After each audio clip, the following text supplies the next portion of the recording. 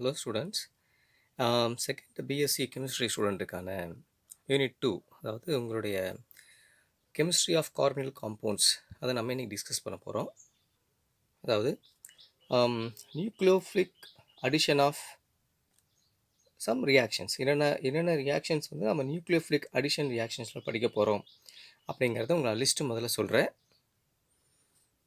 அதாவது nucleophilic addition of Grignard reagent or MgX, Grignard reagent from ammonia, primary amine, aldol condensation reaction, Cannizzaro reaction, Perkin reaction, Navier reaction, Claisen-Schmidt reaction.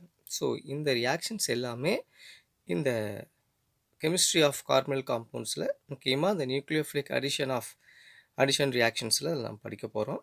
இதுதான் உங்களுடைய unit 2. டோட்டலாகவே இவ்வளோ தான் உங்களுக்கு இருக்குது. So இந்த ரியாக்ஷன்ஸ் எல்லாம் நம்ம படித்தோம் அப்படின்னா இந்த யூனிட் 2 வந்து நம்ம கம்ப்ளீட் ஆகிடும்.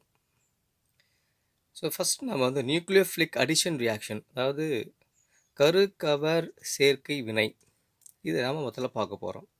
இந்த நியூக்ளியோஃபிலிக் அடிஷன் ரியாக்ஷனில் எப்படி நடக்கும் அப்படின்னா, இந்த நியூக்ளியோஃபிலிக் அடிஷன் ரியாக்ஷன் அப்படிங்கிறது என்ன?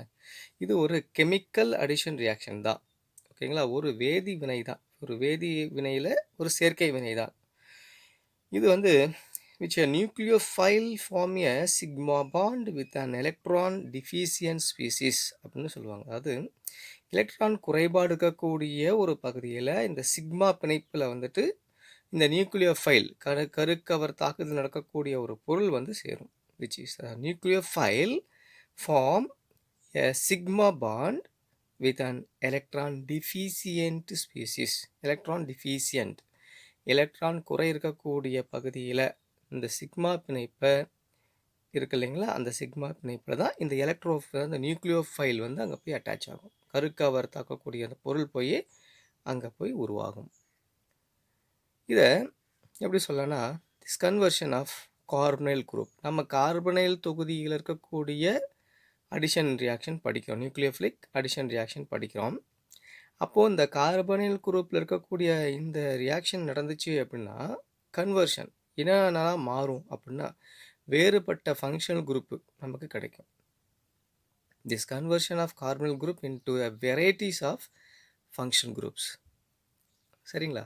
ஸோ அப்போ இந்த கார்பனைல் தொகுதியை வந்து நம்மளால் வேறுபட்ட வினைல் செயல் தொகுதிகளாக மாற்ற முடியும் இந்த நியூக்ளியோஃபிலிக் அடிஷன் ரியாக்ஷன் மூலமாக.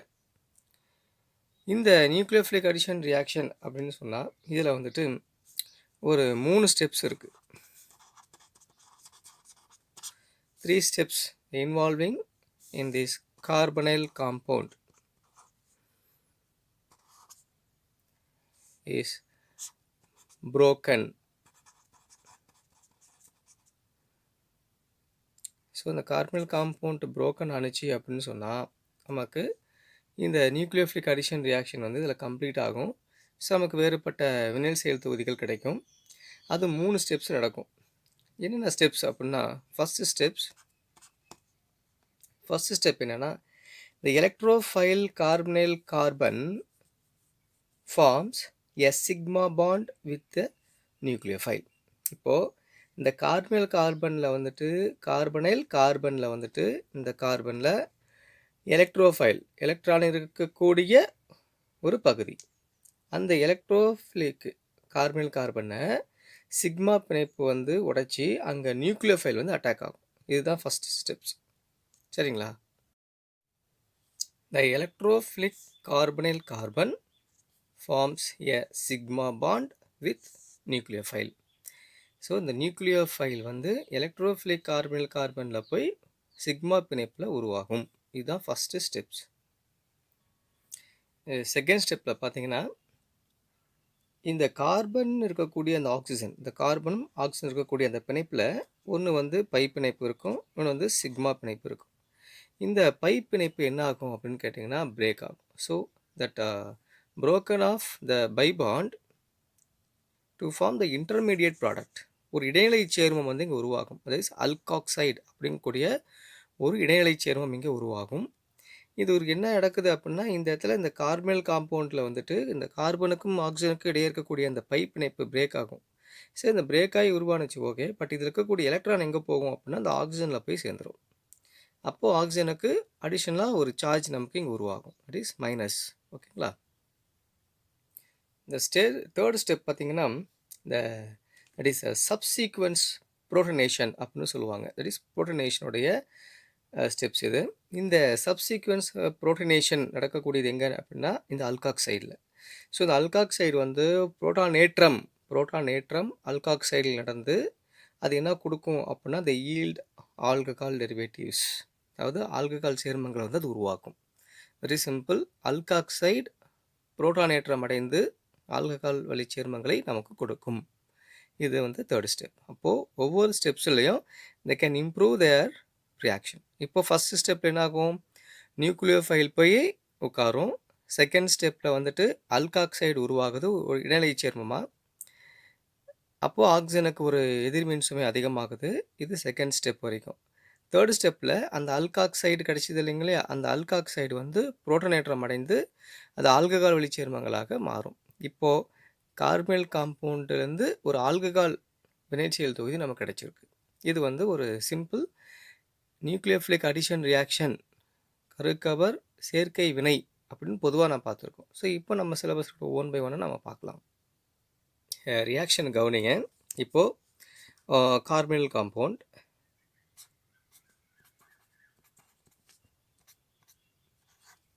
இந்த கார்பனைல் காம்பவுண்டில் முதல்ல வந்து இந்த நியூக்ளியோஃபைல் வந்து அட்டாக் ஆகுதுன்னு சொன்னோம்.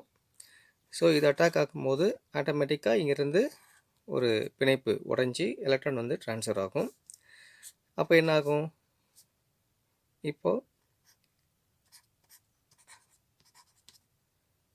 இந்த நியூக்ளியோஃபைல் வந்து இங்கே சேர்ந்துருச்சு. அப்போ இங்கே ஆக்சிஜனுக்கு ஒரு மைனஸ், ஒரு எதிர்மின் சுமையானது அதிகமாகுது. இப்போது இங்கே பார்த்தீங்கன்னு சொன்னால் அடுத்து சொன்னால் மூணாவது ஸ்டெப்பில் வந்து புரோட்டனேஷன் நடக்கும். புரோட்டனேற்றம் அடுத்து H+ வந்து சேரும். சரிங்களா? ஸோ அப்போ இதை வந்து அட்டாக் பண்ணும்போது அப்போ என்ன நமக்கு கிடைக்கும் அப்படின்னு கேட்டிங்கன்னா இந்த OH இங்கே சேர்ந்துடும்.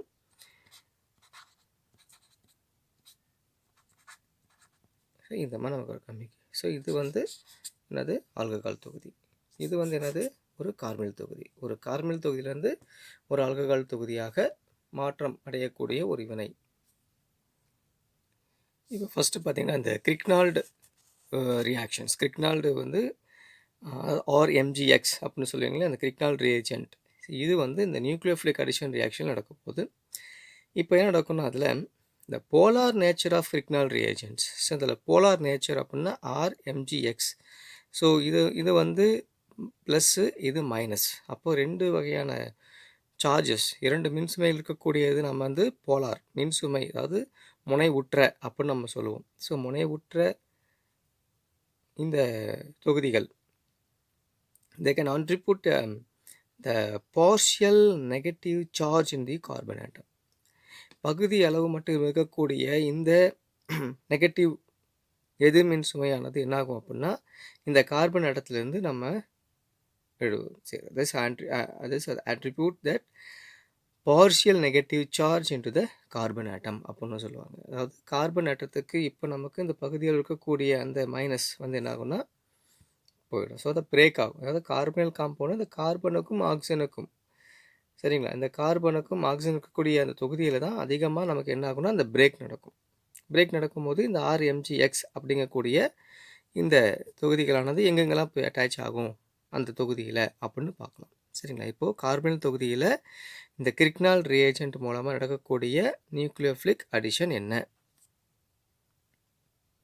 அதாவது இந்த polar nature of RMGX கிரிக்னால் reagentல they attribute a partial negative charge to the carbon atom. So இந்த பகுதியில் இருக்கக்கூடிய அந்த நெகட்டிவ் சார்ஜ், இது எதிர்மின் சுமை எங்கே இருக்கோ அங்கே தான் வந்து இந்த கார்பன் ஆட்டம் வந்து அட்டாச் ஆகும். சரிங்களா? இப்போது இந்த இடத்துல பார்த்தீங்கன்னு சொன்னால் இந்த RCO அப்படிங்கக்கூடிய இந்த கார்பனைல் தொகுதி தான் நம்ம எடுத்துக்கணும். இந்த கார்பனைல் தொகுதியில் இந்த பிணைப்பானது இங்கே போய் சேரும். அப்போ இந்த பிணைப்புலேருந்து எலக்ட்ரான் இங்கே போய் சேர்ந்து மின்சுமை அதிகப்படுத்தும். சரி, ஓகே, இதெல்லாம் சரிங்க. இந்த RMGXல என்ன எப்படி போய் இது வந்து இதில் சேர்க்கை, அதாவது ஒவ்வொரு தொகுதி எப்படி போய் சேரும் அப்படின்னா, இந்த R அப்படிங்கக்கூடிய இந்த அல்கைல் தொகுதி, இது வந்து எல்லாம் ஒரே R இருக்கனால இது R' போட்டுக்கலாம். இப்போ இந்த R' எங்கே போய் சேரும்னு பார்க்கலாம். அது MGXங்கிறது எங்கே போய் சேரும்னு பார்க்கலாம். இந்த R அப்படிங்கிறது வந்துட்டு இந்த கார்பனோட அட்டாச் ஆகும். சரிங்களா? ஸோ இந்த கார்பனில் அட்டாச் ஆகும் 1.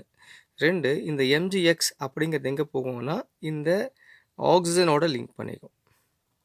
ஸோ இதுதான் வந்து இங்கே நடக்கக்கூடிய வினை. கவனிங்க. இப்போது தட் இஸ் R2C. ஸோ இந்த இடத்துல ஒரு பிணைப்பு உடஞ்சி இங்கே வந்து இந்த R' இங்கே அல்கைல் குரூப் சேர்ந்துருச்சு. ஸோ இந்த டபுள் பாண்ட் இங்கே உருவாயிருச்சு. அப்போது இந்த கார்பனில் ஒரு அல்கைல் குரூப் இருக்குது.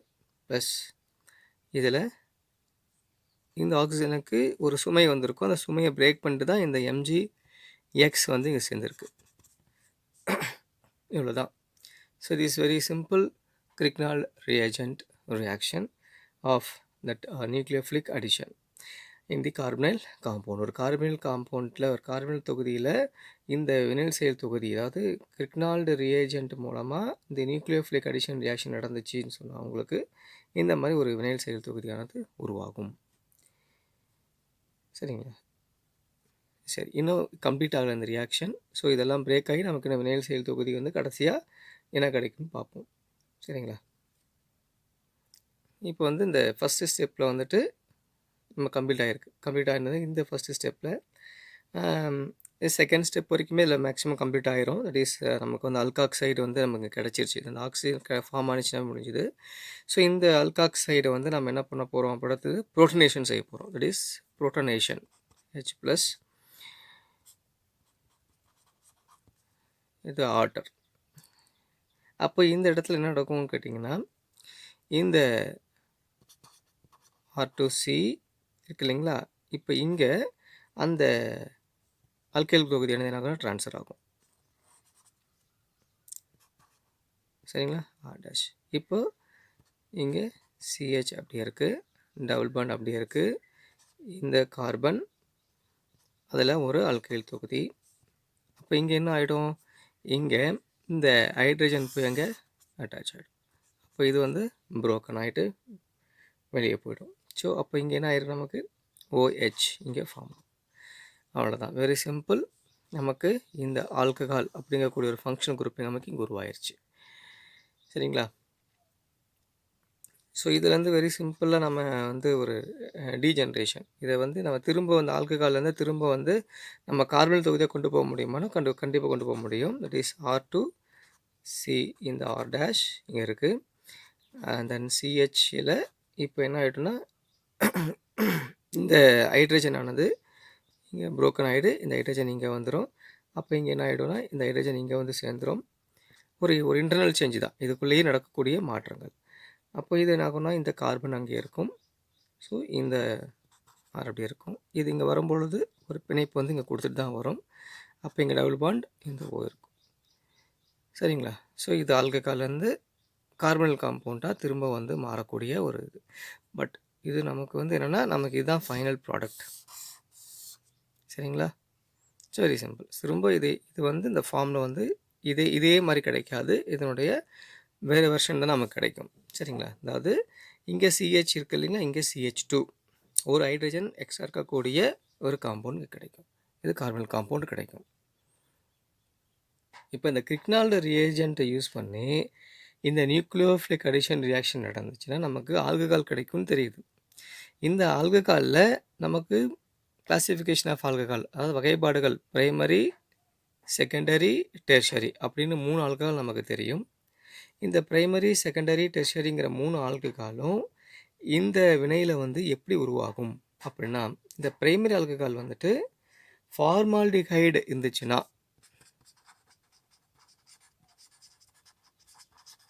சரிங்களா, HCHO, இந்த ஃபார்மால்டிஹைடு இருந்துச்சுன்னா நமக்கு பிரைமரி ஆல்கஹால் உருவாகும். So that primary alcohol are formed when formaldehyde is used in this nucleophilic addition reaction. இந்த நியூக்ளியோஃபிலிக் கருக்கவர் சேர்க்கை வினையில் ஃபார்மால்டிகைடு இருக்கக்கூடிய கார்பனில் தொகுதியில் வினை நடந்துச்சுன்னு சொன்னால் உங்களுக்கு இந்த பிரைமரி ஆல்கஹால் உருவாகும். சரி, செகண்டரி ஆல்கஹால் பார்த்தீங்கன்னா ஆல்டிகைடு.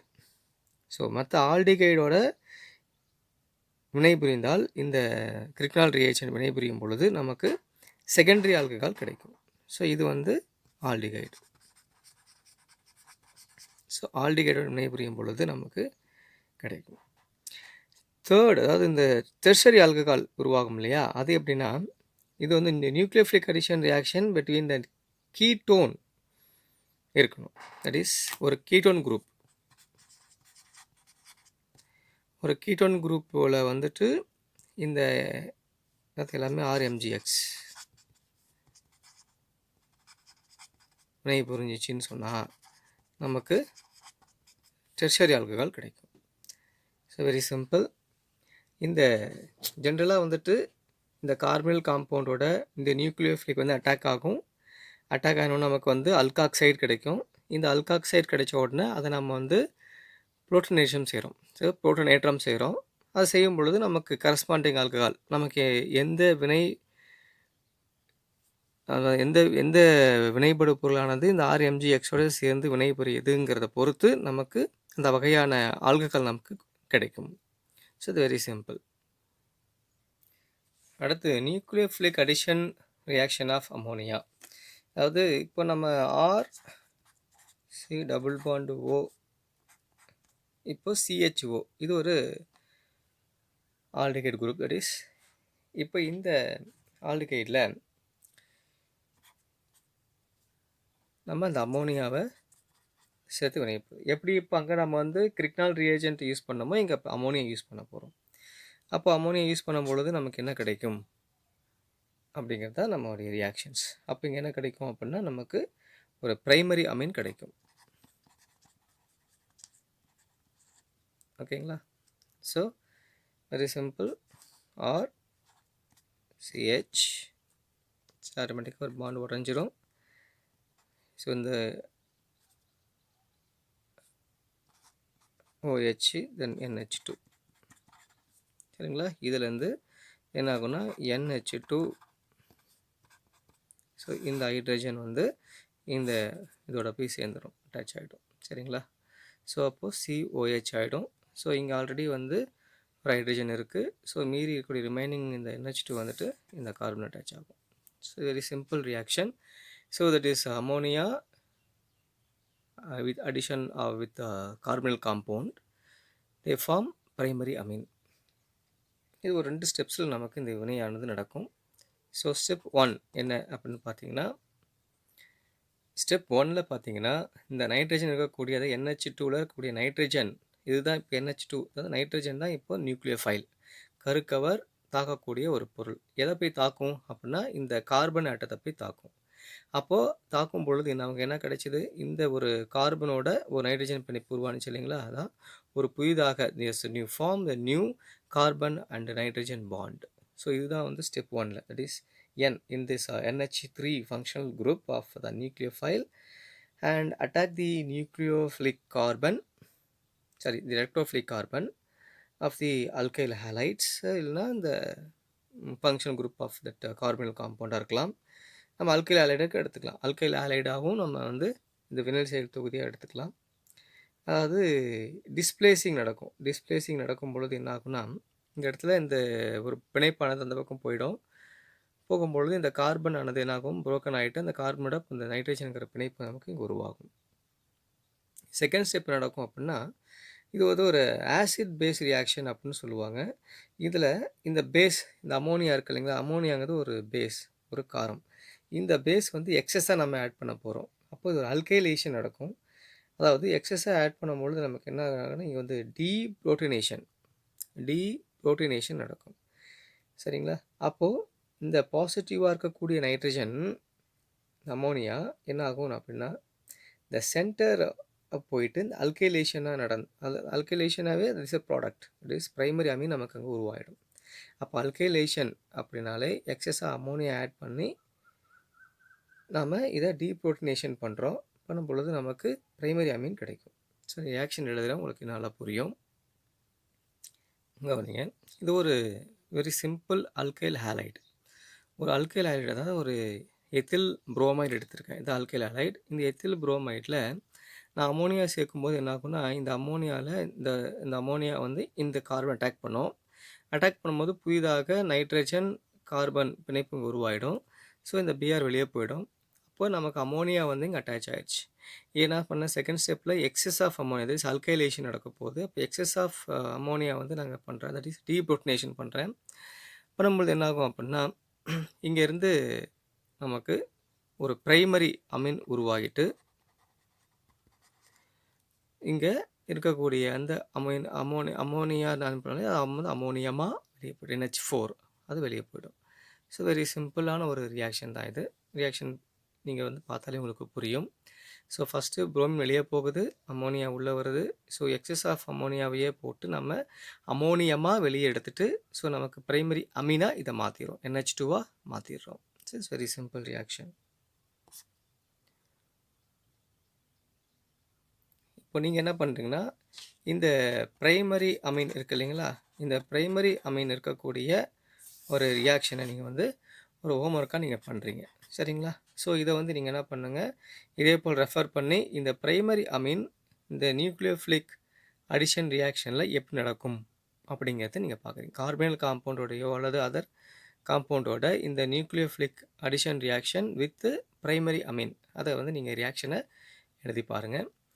ஓகே ஸ்டூடெண்ட்ஸ், நான் நெக்ஸ்ட் கிளாஸில் உங்களுக்கு எல்லா நேமிங் ரியாக்ஷன்ஸ் வந்து உங்களுக்கு ஸ்டார்ட் ஆகும். தட் இஸ் ஆல்டால் கண்டென்சேஷன்லேருந்து Cannizzaro, Perkin, Knoevenagel and Claisen Schmidt இந்த ரியாக்ஷன்ஸை நான் முடிச்சிடுறேன். ஓகேங்களா? So thank you. Will meet next class.